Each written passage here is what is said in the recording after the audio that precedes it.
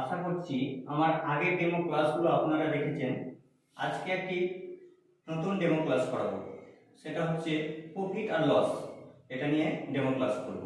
তো ডেমো ক্লাসের আগে একটু বলে নিই, আপনাদের যখন ফাইনাল ডেমো হবে সেখানে খুব বেশি হলে 3 মিনিট বা 4 মিনিট, এর বেশি দেবে না। কিন্তু আপনাদের এই 3-4 মিনিট করে নিয়ে যেতে হবে তা নয়, আপনাদের ডেমোটা একদম 10 মিনিট বা 15 মিনিট এরকম ক্ষমতা রাখতে হবে। দেখা গেল যে যিনারা এক্সপার্ট আছেন গল্প করতে করতে আপনাকে থামাচ্ছেই না, তখন আপনি নিজে থেকে এটা কখনো বলতে পারবেন না যে স্যার আমার হয়ে গেছে। তো আপনাকে পরেই যেতে হবে। সুতরাং সেই অনুসারে আপনাকে 3 মিনিট দিতে হলেও আপনাকে 3 মিনিট 2 মিনিটের মধ্যে টপিকে এসে মূল পার্টটা 3 মিনিট 4 মিনিট এর মধ্যে করে নিতে হবে। তারপরেও আপনাকে রাখতে হবে যেন আপনি 10 মিনিট বা তারও বেশি এগিয়ে যেতে পারেন, সেক্ষেত্রে কোনো অসুবিধা না হয়। তো আজকে আমি ওই লাভকে নিয়ে ডেমোটা করছি। আচ্ছা, প্রথম থেকে নিয়ম অনুযায়ী যেভাবে করা দরকার সেভাবে পুরোটাই ওইভাবে করছি। আমাকে একটি ডেমো ক্লাস দিতে দেওয়ার সুযোগ করে দেওয়ার জন্য আপনাদের সকলকে অসংখ্য ধন্যবাদ। আমি এই ক্লাসটার স্বার্থে এই রুমটাকে বা এই কক্ষটাকে একটি আদর্শ ক্লাসরুম এবং আপনাদের শিক্ষার্থী হিসেবে ধরে নিতে পারি। ধন্যবাদ স্যার। আমি শুরু করছি। গুড মর্নিং স্টুডেন্টস, তোমরা সবাই কেমন আছো? বাহ, বেশ ভালো। আর আমিও খুব ভালো আছি। আজকে আমি তোমাদের একটা গল্প পড়াবো। গল্পটা মনোযোগ দিয়ে শুনবে কিন্তু।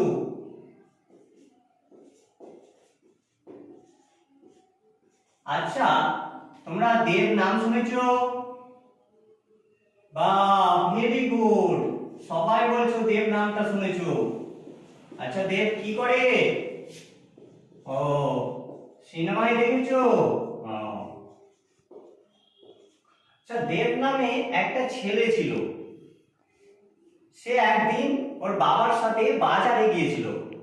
বাজারে গিয়ে ও 3টা ড্রয়িং খাতা কিনেছিল। সেই ড্রয়িং খাতা প্রত্যেকটার দাম হচ্ছে 20 টাকা করে। সেই ড্রয়িং খাতাগুলো নিয়ে একদিন স্কুলে এলো। স্কুলে এসে সবাই ও ড্রয়িং খাতাগুলো দেখলো। তাদের মধ্যে একজন ছিল যে 25 টাকা দিয়ে ড্রয়িং খাতা নিতে চাইলো।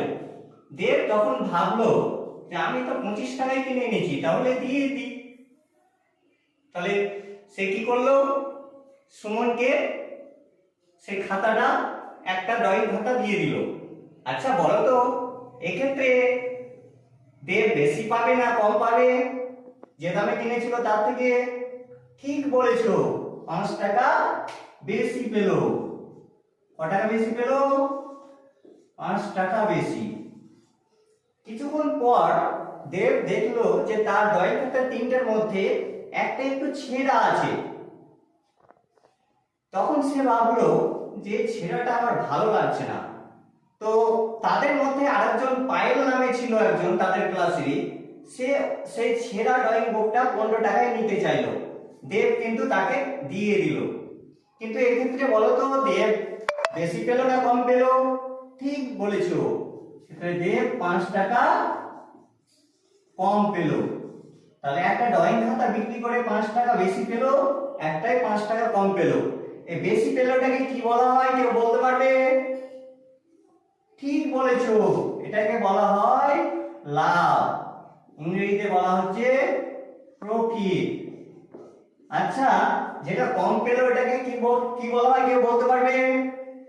সুন্দর বলেছো, এটাকে বলা হয় লস। বাংলায় আমরা কি বলি? এটাকে বলি আমরা ক্ষতি। আজকে আমরা এই লাভ ও ক্ষতি এটা নিয়েই আলোচনা করব। তাহলে আজকে আমাদের আলোচ্য বিষয় কি? লাভ ও ক্ষতি।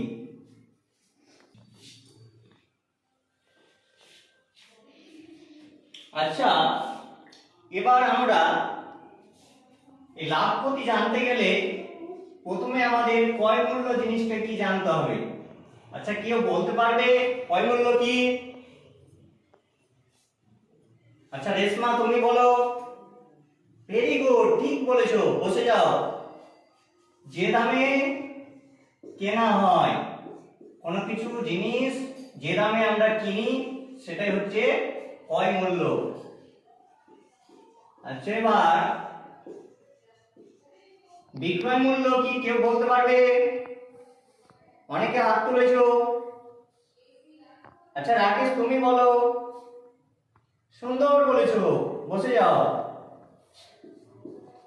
যে দামে বিক্রি করা হয়। আচ্ছা, লাভ কখন হয় বলতে পারবে? ঠিক বলেছো, যখন বিক্রয় মূল্য বেশি হয়। বিক্রয় মূল্য তোমরা তো এটা জানো, এই চিহ্নটা এই দিকটা বড়। বিক্রয় মূল্যটা যখন ক্রয় মূল্য থেকে বড় হয়, তাহলে এখান থেকে লাভ সমান আমরা কি লিখতে পারি? বিক্রয় মূল্য মাইনাস ক্রয় মূল্য। আচ্ছা এবার বলো তো, ক্ষতি কখন হয়? হ্যাঁ ঠিক বলেছো, যখন ক্রয় মূল্যটা বড় হয়ে যায় তার থেকে, বিক্রয় মূল্যর থেকে। তাহলে আমরা ক্ষতি সমান কি লিখতে পারি? ক্রয় মূল্য মাইনাস বিক্রয় মূল্য। এবার এই দুটো যে আমরা সূত্র লিখলাম, এটা এবার আমরা উদাহরণের মাধ্যমে আলোচনা করব।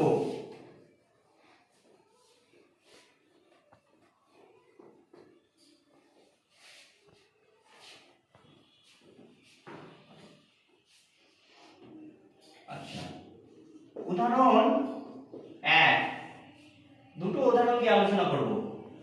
ধরো একটা সাইকেল, সাইকেলের ক্রয় মূল্য হচ্ছে 3000 টাকা, বিক্রয় মূল্য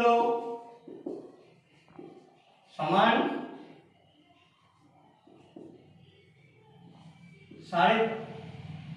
ধরো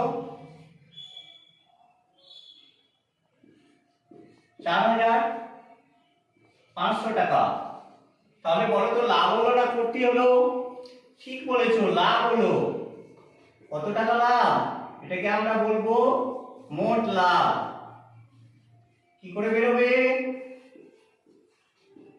বিক্রয় মূল্য মাইনাস ক্রয় মূল্য। বিক্রয় মূল্য কত? 4500। ক্রয় মূল্য কত? 3000। বিয়োগ করলে কত হবে? 1500 টাকা। তাহলে সাইকেলটি বিক্রি করে লাভ কত হলো? 1500 টাকা।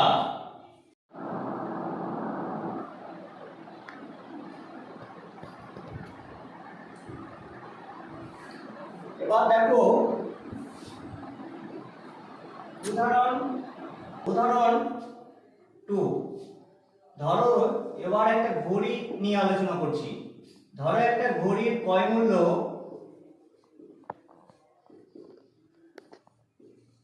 300 টাকা আর বিক্রয় মূল্য ধরো 200 টাকা। তাহলে বলো তো এবার এটার ক্ষেত্রে লাভ হবে না ক্ষতি হবে? ঠিক বলেছো, ক্ষতি হবে। কত ক্ষতি হবে? মোট ক্ষতি। সূত্র কি? বিক্রয় মূল্য ক্রয় মূল্য মাইনাস বিক্রয় মূল্য, বিয়োগ করলে কত হবে? 100 টাকা। তাহলে মোট লাভ মোট ক্ষতি কখন হচ্ছে তোমরা বুঝতে পেরেছো? এবার আমরা শতকরা লাভ আর শতকরা ক্ষতি কিভাবে আসছে সেটা দেখব। ধরো এই অঙ্কটার ক্ষেত্রে মোট লাভ ক্ষতি পেলাম 100 টাকা। এবার এটাকে যদি আমরা শতকরায় নিয়ে যাই কি আসবে? শতকরা কত ক্ষতি হচ্ছে? দেখো ক্রয় মূল্য কত ছিল এখানে?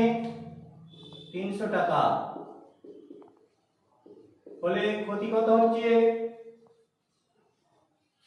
100 টাকা। তাহলে ক্রয় মূল্য ঐকিক নিয়ম তোমরা জানো, 1 টাকা হলে ক্ষতি কত হবে 100/300 টাকা। এগুলো তো জানো ঐকিক নিয়ম। ক্রয় মূল্যটা যদি 100 টাকা হয় তবে ক্ষতি হবে 100/300 ইন্টু 100। দেখো 0 0 কেটে গেল, তাহলে কত হবে 100/3 টাকা। তাহলে এটাকে পূর্ণ ভাঙলে কত হবে, দেখো এটা কত হবে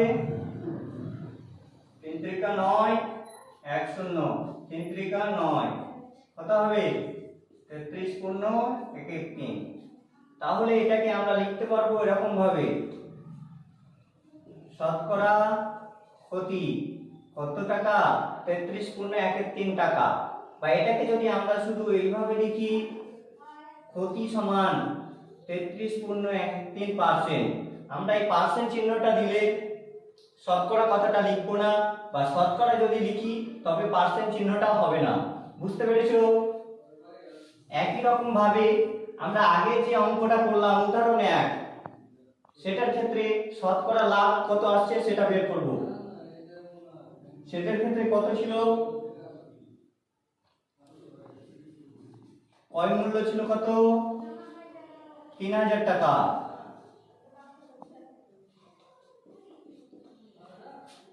লাভ কত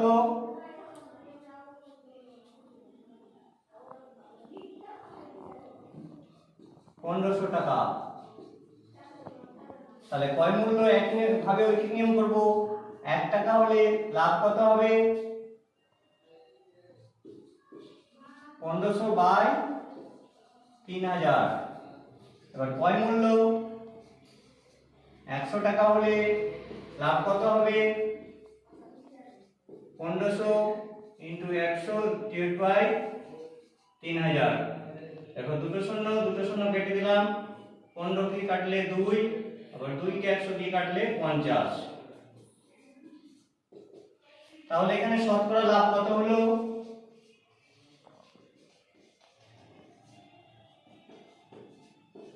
50 টাকা। আচ্ছা,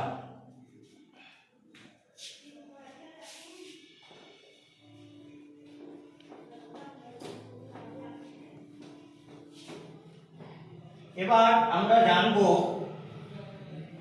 শতকরা লাভ বা ক্ষতি থেকে ক্রয় মূল্য বা বিক্রয় মূল্য কিভাবে আসবে। ধরো বলা হলো লাভ সমান 15%।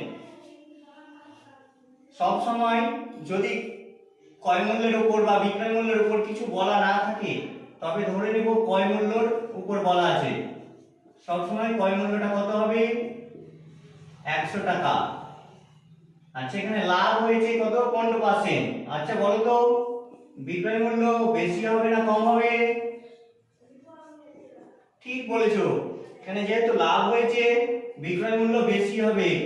কত হবে ক্রয় মূল্যের সাথে এটা যোগ হবে, সমান 115 টাকা।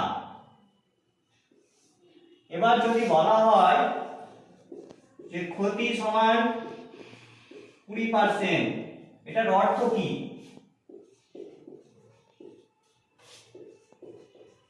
এটার অর্থ হচ্ছে আগেই বললাম ক্রয় মূল্য কত হবে 100 টাকা। তাহলে বলো তো এবার বিক্রয় মূল্য কম হবে না বেশি হবে? হ্যাঁ ঠিক বলেছো, যেহেতু এখানে ক্ষতি হচ্ছে বিক্রয় মূল্যটা কম হবে। কত কম হবে 100 থেকে 20,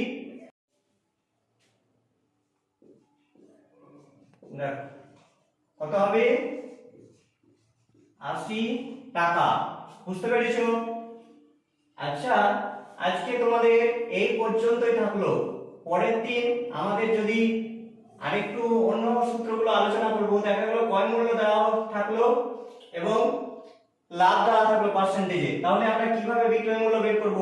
বা দেখা গেল ক্ষতি দেওয়া থাকলো বিক্রয় মূল্য দেওয়া থাকলো, ক্রয় মূল্য কিভাবে বের করব সেটা আমরা পরের দিন আলোচনা করব। আজকে তোমাদের এই পর্যন্তই থাকবে। তোমরা চুপচাপ বসে থাকবে, কেউ ক্লাস থেকে এইভাবে শেষ করবেন।